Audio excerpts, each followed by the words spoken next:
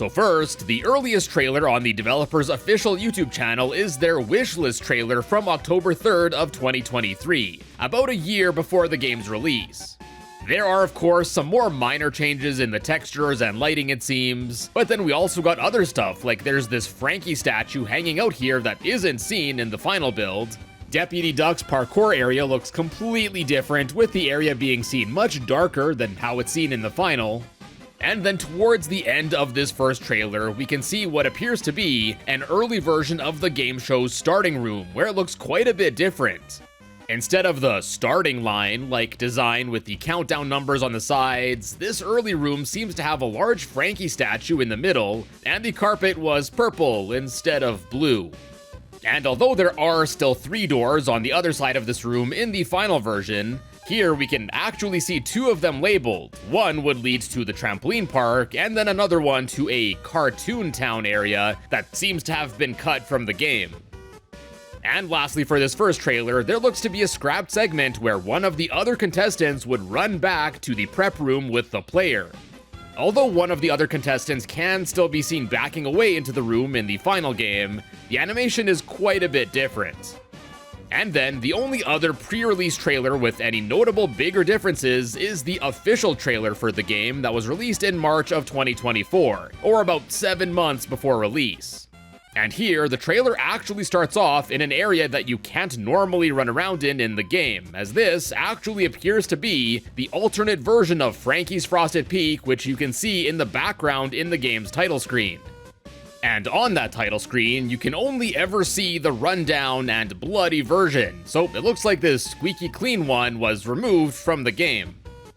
Then right after this, only for a few seconds, is a shot of another area that was cut from the game, and based on the checkered line at the start here, this might have been another starting area or something. And here we can see more park obstacles and a bunch of unsuccessful candidates. And honestly, this looks like it would have made for a pretty fun room to play around in. I think there's a short amount of parkour areas in the game as it is, so a few more would have been awesome to see, but I guess they might not have fit in with the game's layout. Shortly after this, there's a short bit in the trampoline park room, and here we can actually hear some lines from the intercom announcer that didn't end up getting used in the final game. Welcome back, lucky contestant. We've missed you. Let's catch you up to speed on what's been going on. Now, if you watched my previous video, you may realize that this message relates to the name of this broken trampoline object. As it's named Broken Tramp, you remember this, don't you? Welcome back.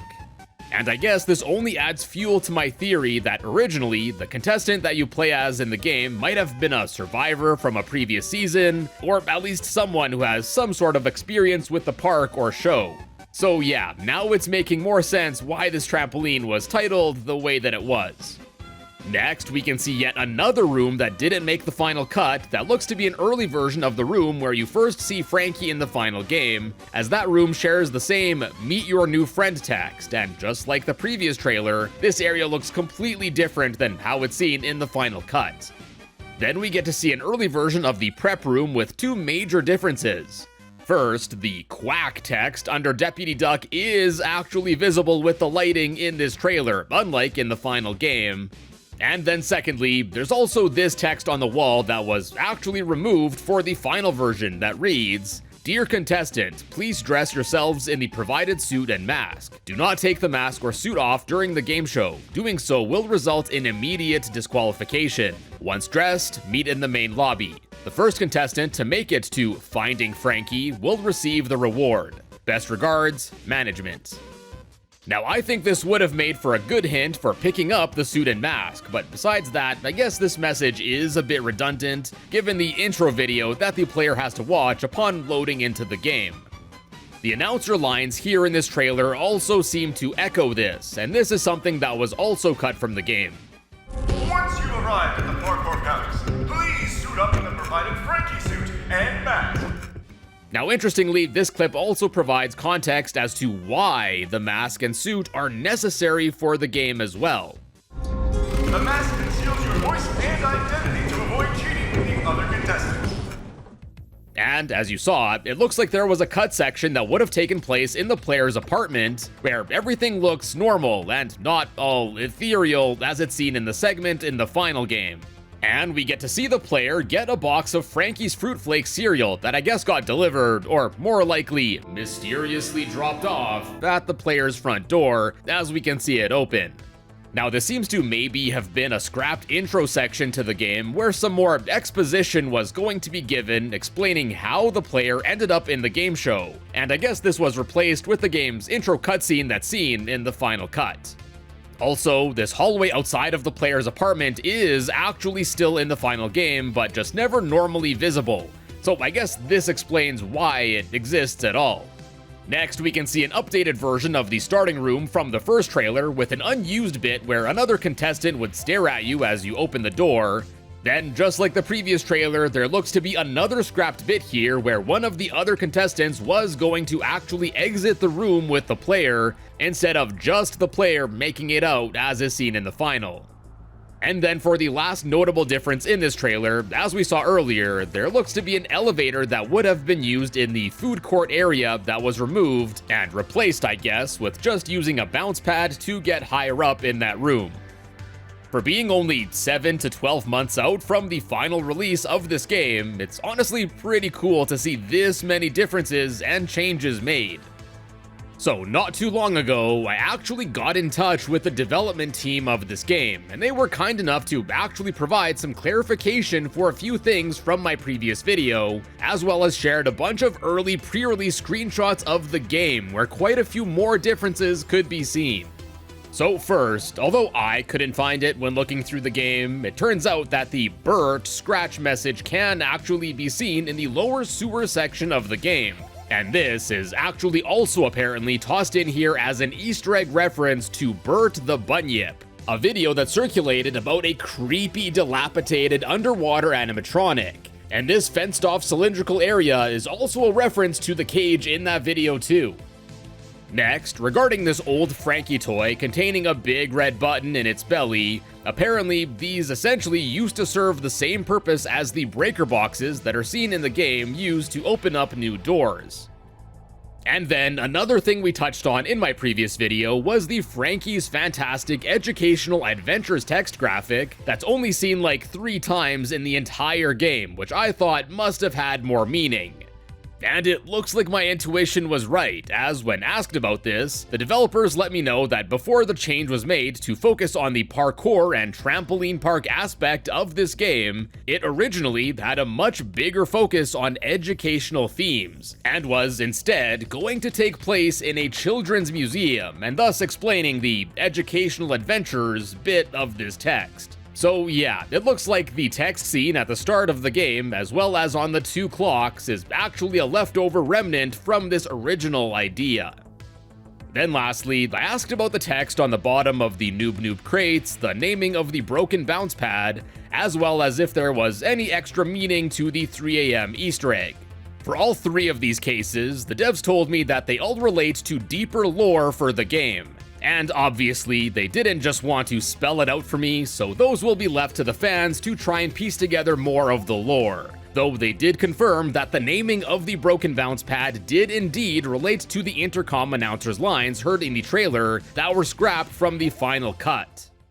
And then, in addition to all of that, the developers also shared a bunch of early screenshots with me, with many of them giving us a glimpse into a much earlier point in the game's development with some major changes, even comparing to the trailers that we went over earlier. For starters, there's actually an early logo for the game that was also used in this early Steam banner, and it does look fairly similar to that of another mascot horror game, so I can understand why this logo was changed.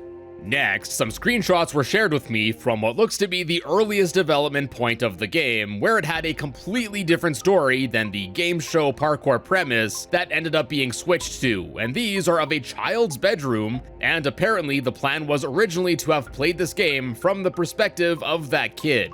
And yeah, I was shown several of these screenshots of the room at different stages of development and with different lighting, and we can see some interesting things like some prescription medication as well as this storybook, both of which I can only assume would have tied into the game's story back then. Next, we have some early screenshots of the Connections with Henry Hotline area, where in addition to an early version of the sign, we can see a very early map for it, lacking most textures. Here's an early screenshot of a Henry Hotline chase segment, and then probably the most interesting of the bunch here is this screenshot of what looks to be a stage where I guess Henry Hotline would perform his show. And it honestly looks really cool. Would have loved to see this in the game. And as you might have spotted in the chase screenshot, we also have a look here at an early function for Deputy Duck. Instead of, or perhaps in addition to the radar and flashing abilities, the deputy would have displayed the player's current objective, which here was to find a keycard for, I guess, this here panel. Next, we got some screenshots from what looks to be when the game had a bigger focus on being a museum of sorts, and we have this screenshot of an original lobby, where we can see what looks like an elevator or bounce pad to get higher in the background, and then we also have this building here labeled as a bank. Then there's a few screenshots that show a section of the building that didn't end up getting used for the final release that include what looks like a giant stage, an entrance area and hallway, some dressing rooms for the main cast, and then some backstage rooms that, as we can see in this screenshot, would have had a sort of shrine to Frankie, and then there's this art of Frankie up here too that I don't recall seeing anywhere in the final game that looks pretty dang creepy. Then I was also shown some screenshots of the dressing room area, most notably some where we can see Frankie in a dressing room seemingly munching on the innards of a grandfather clock character that was scrapped from the game, who was apparently called Carl Clockwise. And this is honestly pretty crazy. And I guess this reveals that much like Indigo Park, the mascots here seem to have been living biological creatures and not just animatronics. And interestingly, as gory as this is, a screenshot of this scene was actually originally going to be used as a promotional screenshot for the game, complete with the old logo. Now we can also see this scrapped grandfather clock character in the background of another early screenshot, and this one shows us another character that was seemingly cut from the game, this fella modeled after a clapperboard, suggesting that this show or whatever that was going to be shown here was going to be recorded or televised as well. Honestly, pretty awesome to see not just one, but two characters that were seemingly cut from the game. But when asking the developers, I guess this was so early in development of this game that both of these characters were apparently just used as props at the time. Now after those, there's also this screenshot that shows off a prize item wheel mechanic where it looks like the player would spin the wheel in order to receive various things, including getting a flashlight, first aid kit, night vision, deputy duck, an exit key, or death. Then moving up to a point closer to the game's final version plans, we have a pair of screenshots of the trampoline park room, where obviously the area looks much less polished, and although some of the layout is similar, like the foam pit towards the back, here we can see fewer objects, like the raised area in the middle, and there seems to be a different arrangement of the trampoline pads too. Next, I've brought up the intro starting room several times this video already, but we have a few more early screenshots of it, including one showing that it was once used as the background for the title screen in a beta release, and apparently this was originally going to be the lobby room.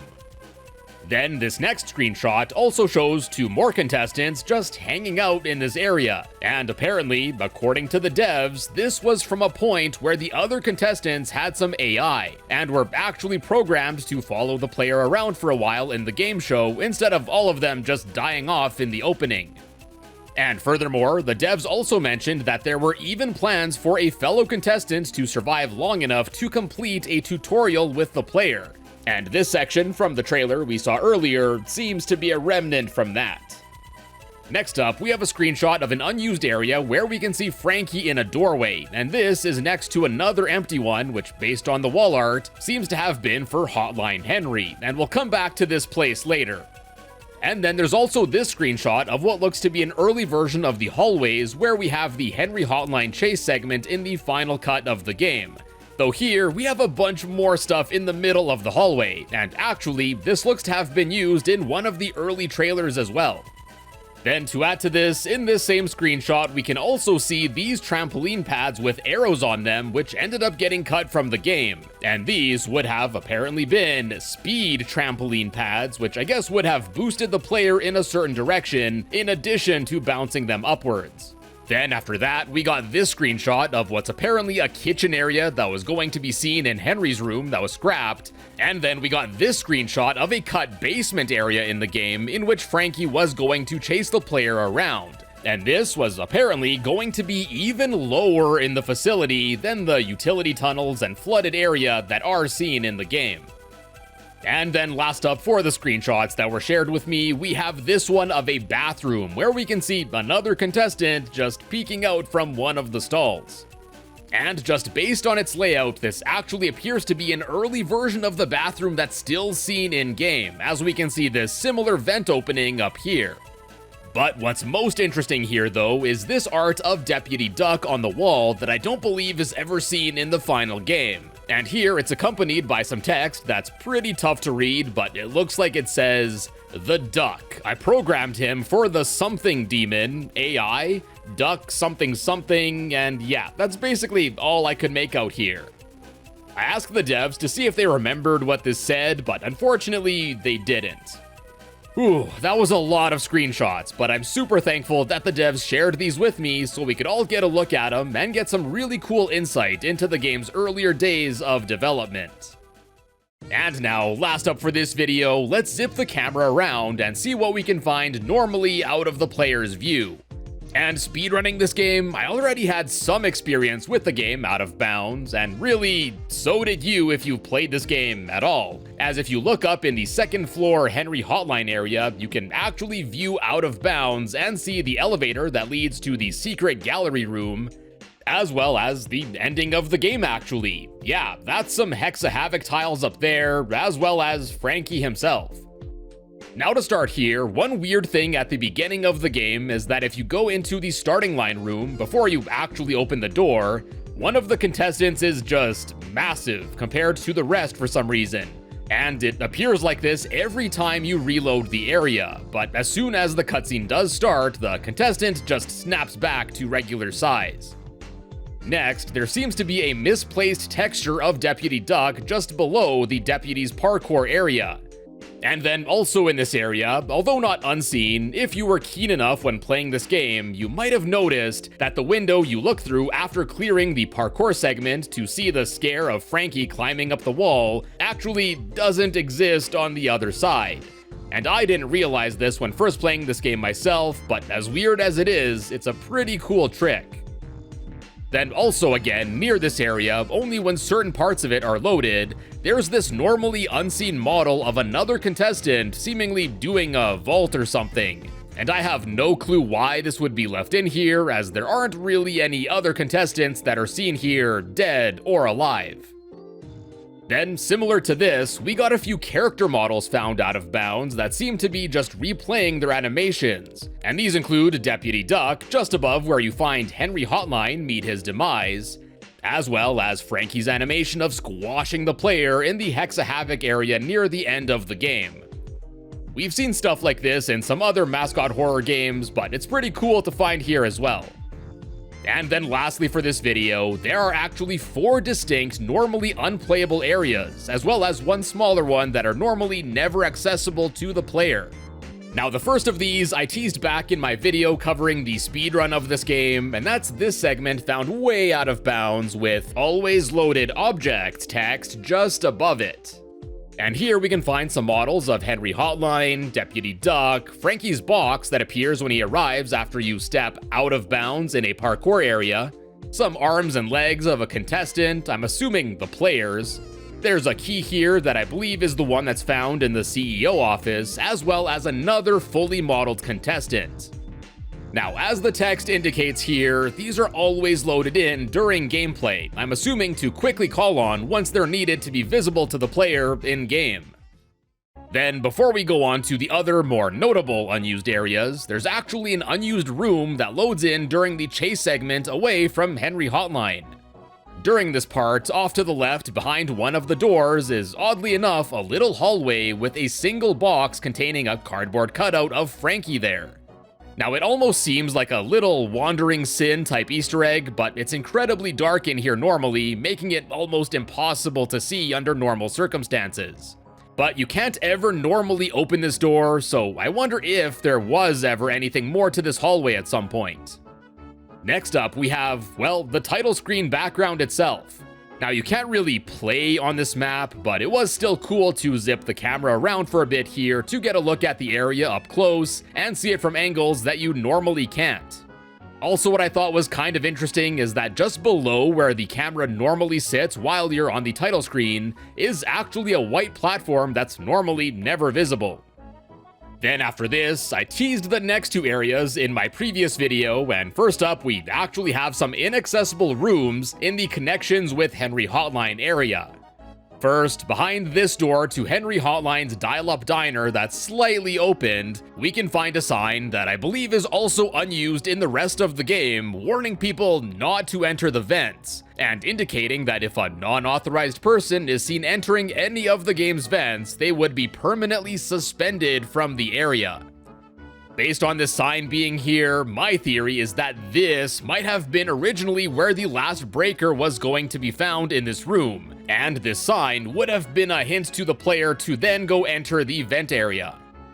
And then next here, and more interesting, behind this other door to Henry Hotline Live, there's another scrapped room here with a few objects, as well as this Meet Henry Hotline sign that looks like the early 2000s word art that you could use in Microsoft Office.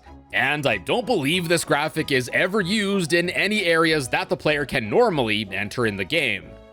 But wait, there's more. Behind this unused area that's behind a wall, behind this wall, there's actually an entire scrapped section here too. First, we have a hallway with various Henry toys, hanging phones, and posters, which then leads to this room. And yup, this appears to be the area that we saw back in the early screenshot of the game. And although the character art is placed differently, they're still on their respective sides here. Now, I was unsure what these doors could be, so I asked the devs, and they let me know that these would actually be elevators that the player could take to other areas in the facility. And this makes sense, as we also have this part of this area left over here that definitely looks like the inside of an elevator shaft. Anyways, the side labeled with Henry would have taken the player to the Hidden Henry maze area that's still seen in the game, and then the other Frankie side would have taken the player to a sort of lobby area. The other end of this room is just a dead end, so after crawling through this little service tunnel vent thing, we can actually get to another area where for an unused room, there are a surprising amount of objects still loaded here. And then we also got a few of the Velcro pads where the player could side jump a bunch to get to the end here, where it looks like development of this room stopped.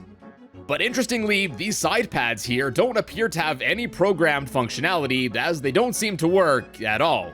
But thankfully, the bounce pad at the end here is still fine. When asked about this area and what its purpose was, I was told by the devs that it was just a scrapped small parkour segment, nothing crazy. In either case, I think this is a pretty neat little area, and I think it would have given a bit more depth to the Henry Hotline part of the facility here. And now last up, there's actually a hidden area that branches off from this back room section that you go through shortly after getting through the vents near the start of the game. And this area is actually hidden just behind this yellow pad thing in this hallway. But if you go through here, you can find a hallway twisting and leading upwards a bit.